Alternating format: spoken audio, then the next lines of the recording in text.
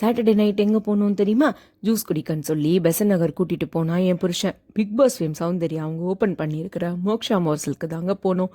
அது ஐஸ்கிரீம் ஷாப்னு சத்தியமாக எனக்கு தெரியாது. அங்கே போனதுக்கு அப்புறம் தான் தெரியுமே. நான் இதெல்லாம் இன்ஸ்டாவில் ஃபாலோ பண்ணுற ஆளே இல்லைங்க.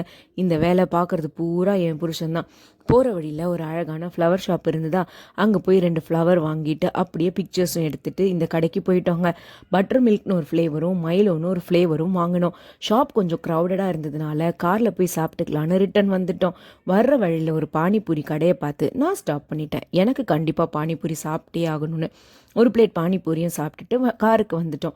பாப்சிக்கிள்ஸில் என்னெல்லாம் ஃப்ளேவர் வாங்கினோன்னு ஞாபகம் இல்லைங்க. பட் டேஸ்ட்டு சூப்பராக இருந்தது. சுகர் ஃப்ரீ கொலாஜனில் செஞ்சது அப்படின்னு என் ஹஸ்பண்ட் சொன்னார். பட்டர் மில்க் ஃப்ளேவரில் ஐஸ்கிரீமோட டேஸ்ட்டை எனக்கு எக்ஸ்பிளைன் பண்ண தெரியல.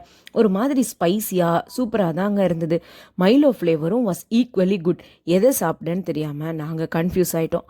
அப்புறம் ஆளுக்கு ஆஃப்னு சாப்பிட்டு ஐஸ்கிரீமை காலி பண்ணிட்டோம். இதை சாப்பிட போன அன்னைக்கு எனக்கு செம்ம கோல்ட் அண்ட் காஃபுக்கு மருந்து தாண்டி ஐஸ்கிரீம்னு சொல்கிறேன். என் புருஷனை வச்சுட்டு என்ன பண்ணுறதுக்கு?